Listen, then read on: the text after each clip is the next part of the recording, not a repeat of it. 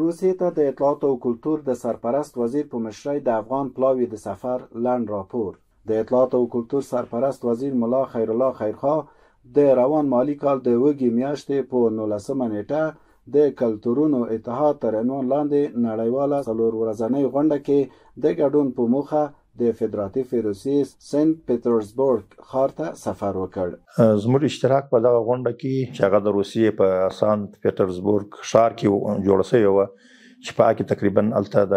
40 نه زیات 40 شاوخوا کې ویناوې وشوې چې اکثره پکې وزیران وه. زموږ هدف هم حالت دا و چې د افغانستان کلتور او فرهنګ او د افغانستان غنا په دغه بخش کې او د زمینه مساعدېدلو د سیاحینو د راتګ او د هغه نه د لیدونو او په دې باره کې د افغانستان د دستي صنایعو دپاره نمایشګاوې په وخت او ناوخته په نورو ملکونو کې د ایرولو او د افغانستان صحیح انځور وړاندې کولو هدف هم دغه په دې غونډه کې زموږ چې موږ هلته اشتراک کړی او الحمدلله دا په ډېره صحیح توګه ترسره سو. او د ټولو غونډو کې اشتراک کوونکو هم دغه تقاضا وه چې هر په وخت باندې دغه رابطې قوي وساتو. سرپرست وزیر په یاده نړیواله غونډه کې چې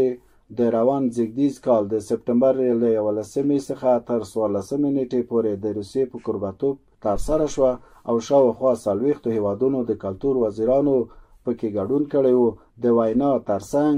له روسي چارواکو د ازبکستان د کلتور له وزیر او په روسیه کې د بیلابیلو اقشارو له استازو سره جلا کتنې ترسره کړي دي. د اطلاعات او کلتور سرپرست وزیر د کلتورونو اتحاد نړیوالې غونډې ته په خپله وینا کې افغانستان د بیلابیلو مدنیتونو مرکز او د ډول ډول کلتورونو درلودونکی هیواد یاد کړی او ویلي دي چې د افغانستان اسلامي امارت په بیا واکمنۍ سره د کلتوري میراثونو او تاریخي ځایونو بیا رغونې ثبات او امنیت ته جدي پاملرنه شوې ده. د قاچاق او غیر قانوني کیندنو مخنیوی شوی، سلګونه تاریخي او لرغوني ځایونه بیا رغول شوي او د نړۍ له ګوټ ګوټ څخه د راتلونکو سیلانیانو لپاره د سیاحت ښه فرصتونه برابر شوي دي. ملا خیرالله خیرخواه دغه راز د کلتورونو اتحاد نړیوالې غونډې په څنډه کې د سنت پیټرزبورګ د بهرنیو اړیکو له مسؤل ایفګیني دیمیتروویچ ګریګوري سره په کتنه کې ویلي چې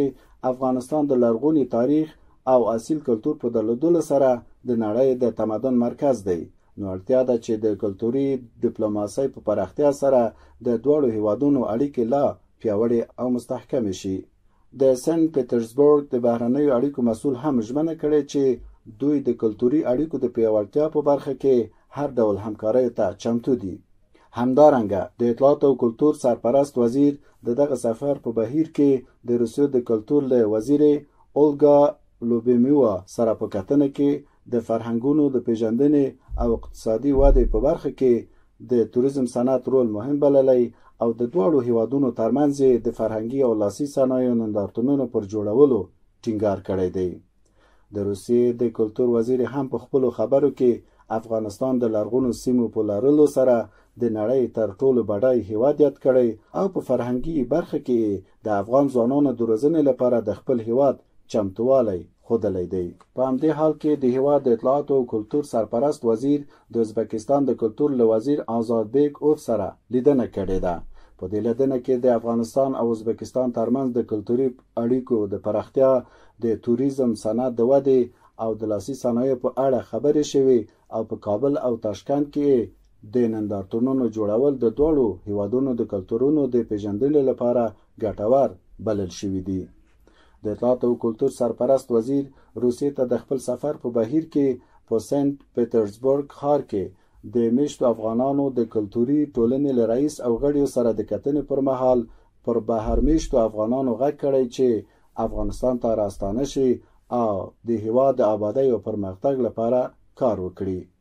د یادې کلتوري ټولنې مسؤلینو هم له اسلامي امارت څخه خپل ملاتړ څرګند کړی او د عامه اذهانو په روښانولو ټینګار کړی دی.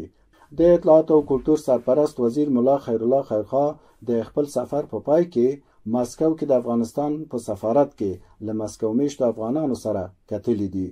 په دې کتنه کې ملا خیرالله خیرخواه په روسیه کې د افغانستان سفارت د میشتو افغانانو کور یاد کړی او د افغانانو ترمنځ پر یووالي او ورورولۍ ټینګار کړی دی.